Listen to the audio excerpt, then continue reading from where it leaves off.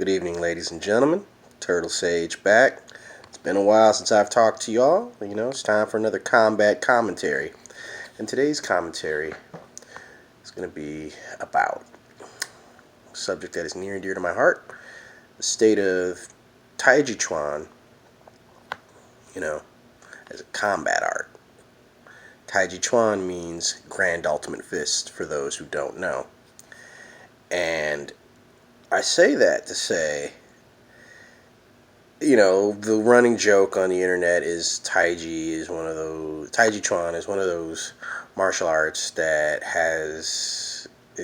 doesn't work in combat. I can only laugh at that because never mind if I've used it in combat.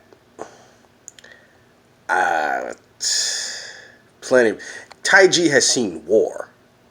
Yeah, the patriarch of Chen village, the original patriarch, Chen Wangting, 1644, was a general in the Ming Empire's military. The Ming Empire being one of the dynasties of feudal China.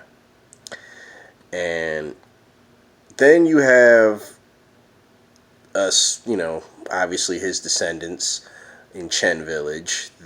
To this very day, they are still devastating fighters. Even those that were not of the Chen, not of that bloodline, the Chen village or whatever. You have Yang Luchan in the mid-1800s.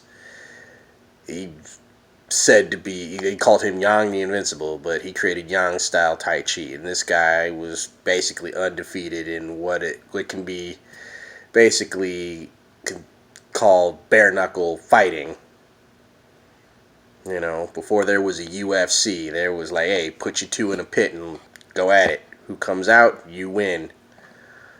Alright? Well, and then you have other masters like Chen Fa Ke, also of Chen Village, who put hands on many an opponent in similar pugilistic contests, like Huan Jie of Qinwu. And, like the movie Fearless, he did similar things like that, doing what Kung Fu masters do. So I say this to say that, yes, it can be used as a combat art. And, there's the thing. Now, for those of you who study Taiji, know this. The best thing you can do, I honestly think if you're going to have a school, you can teach Taiji for health. You can also teach it for combat. You can do both.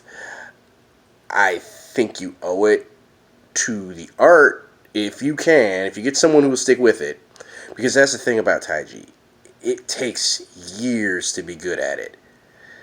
And even before you understand how the energies of Peng, Lu, Ji, An, and Sai Lei Zhou Kao and the different directions you can use it in even work, you also got to understand fighting, i.e. distancing, timing, and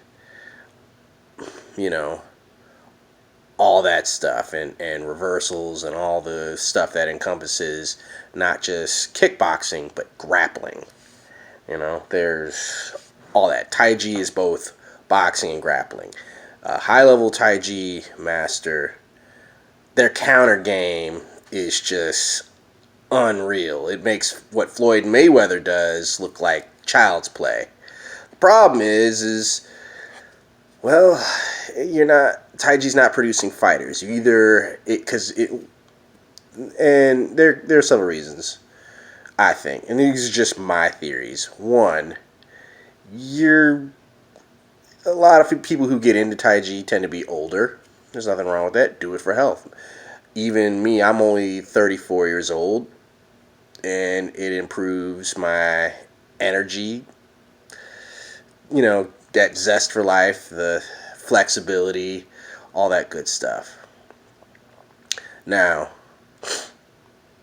then there's the fact that I mentioned before, it takes years to be good at. You got to understand rooting, and you got to understand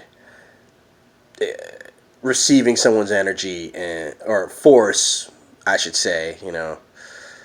Like someone throws a punch, you got to know how to take that force in. Like, oh, okay, blend with the hand, blend with it instead of doing like a hard block like in karate. There's nothing wrong with karate, by the way. I love Michael Jai White, Lyoto Machida, all those guys.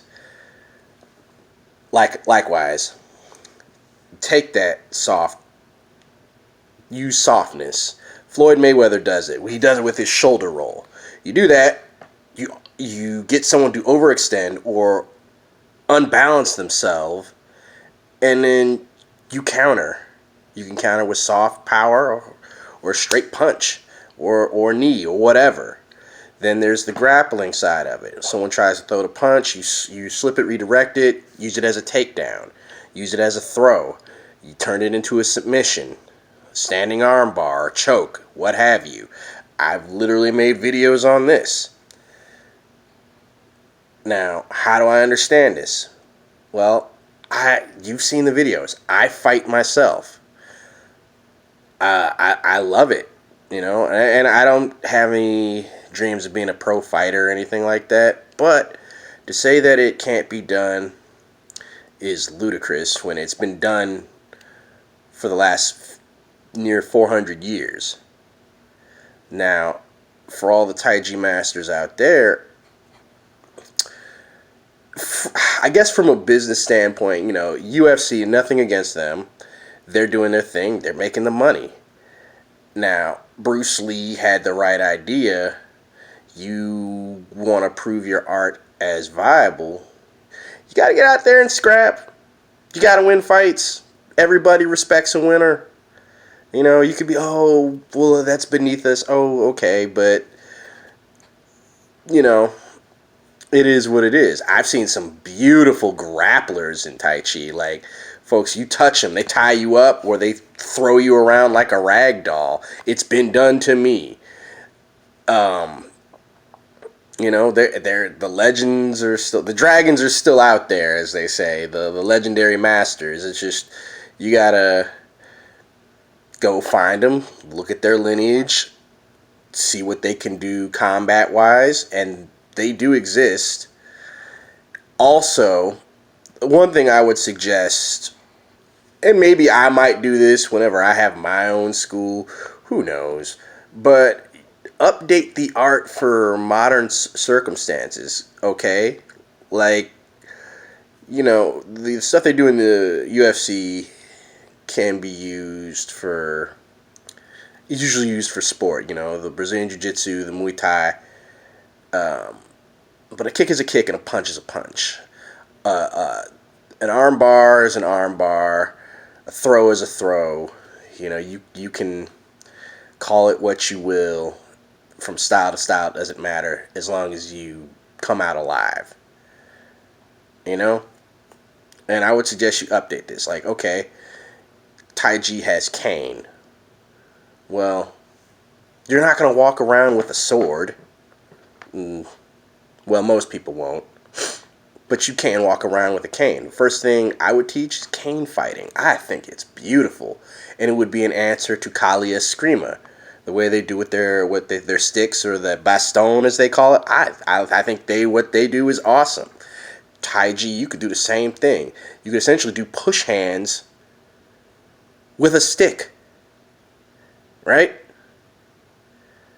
Now, these are all ideas, and maybe one of these days I might put those ideas into reality, but that's neither here nor there. Just keep in mind that Taiji doesn't have to be static and stuck in the 17th century. You can update. There's plenty of ways. You can do gun disarmaments. You can do knife fighting. Like, okay, Wing Chun, I love Wing Chun. They've got the butterfly daggers, right? Bagua's got the deer horn knives. Many different Penchek Salat's got their knife fighting. Kali Escrima's got their knife fighting. Ninjutsu's got their knife fighting. Why doesn't Taiji have this? Taiji's got really good punches, really good hands. If you got hands, you can use a knife. So this move right here, Cloud Hands. So, you could, let's say you have a knife, someone throws a punch, you cut their wrist and then come across their throat with it. Okay, it's the same thing. I'm not saying that should be on your mind, but for high level stuff, maybe you could add that in there. Just a thought. So, Taiji is viable. It's just that, like the guy in China who fought, I'm sorry, that guy wasn't a fighter. I looked at that fight, who fought the mixed martial artist. He starts out with his hands up here like this. Like, who does that? Any fighting art you do, guard your face. Right? Guard your body. I mean, Taiji, well, first thing I noticed, he didn't roll with the punches. He didn't deflect and counter. Taiji is the king of counters. Many would argue otherwise, like, oh, well, Wing Chun could do that. Okay, cool. Boxing can do it too. Taiji is just boxing. It's another way to box. It's just high-level boxing. So you can do it. They can do it. All I'm saying is produce fighters, and it's not that hard to do. Condition. Learn to condition. But then incorporate everything, the hard and the soft, the yin and the yang. It's out there. Well, now, it's up to us in the game to actually make it that way and put it out there. Not just the wire food, We need to have real life examples. Bruce Lee did that with Jeet Kune Do and Wing Chun. There's no reason Taiji can't do the same thing. And that's all I have to say on that subject. Well, take it for what it is. Turtle Sage signing out.